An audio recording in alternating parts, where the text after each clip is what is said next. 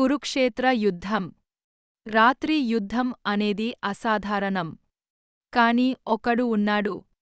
రాత్రి అంటే అతనికి బలం. అతని పేరు వినగానే శత్రువుల గుండెల్లో వణుకు. ఘటోత్కచుడు. ఘటోత్కచుడి జననం భీముడు. రాక్షసి హిడింబితో వివాహం.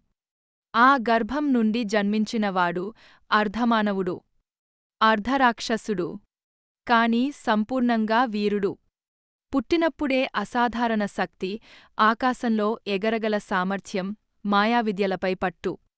అతని పేరు ఘటోత్కచుడు. గట్టిగా, ఉగ్రంగా పుట్టినవాడు. పాండవుల పక్షాన రాక్షసుడు. పాండవులు వనవాసంలో ఉన్నప్పుడు ఘటోత్కచుడు తండ్రి భీమునికి అండగా నిలిచాడు. రాక్షసుడైనా అతని హృదయం మాత్రం ధర్మం వైపే. అందుకే కురుక్షేత్రంలో అతడు నిలిచింది.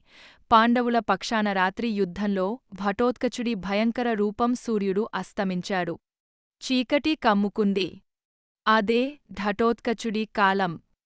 ఆకాశం నుంచి బాణాలు, మాయాయుద్ధాలు, రాక్షస సేనలతో కలిపి కౌరవసేనలో భయంకర విధ్వంసం.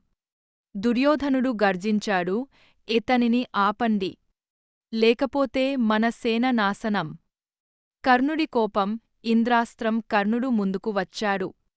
అతని దగ్గర ఒక అస్త్రముంది. ఇంద్రాస్త్రం, శక్తి అస్త్రం. ఒక్కసారి మాత్రమే ఉపయోగించగల అస్త్రం. అది నిజానికి అర్జుని కోసం దాచుకున్నది. కాని ఘటోత్కచుడు చేసిన విధ్వంసం చూసి కర్ణుడు తట్టుకోలేకపోయాడు. ఘటోత్కచుడి మహాత్యాగం. ఇంద్రాస్త్రం ప్రయోగం. ఆకాశం చీలిపోయింది. విద్యుత్తులు మెరిపాయి. ఘటోత్కచుడు నవ్వాడు. నన్నా భీమా, నీ శత్రువుకు అస్త్రం ఖర్చు చేయించాను. ఇక అర్జుని గెలుపు ఖాయం. అస్త్రం అతనిపై పడి ఘటోత్కచుడు వీరమరణం పొందాడు. కాని అతని శరీరం పడినప్పుడు కూడా అది కౌరవ సేనపై పడేలా చేసి వేలమందిని నాశనం చేశాడు. కృష్ణుని చెరునవ్వు, త్యాగానికి గౌరవం. శ్రీకృష్ణుడు చెరునవ్వు నవ్వాడు.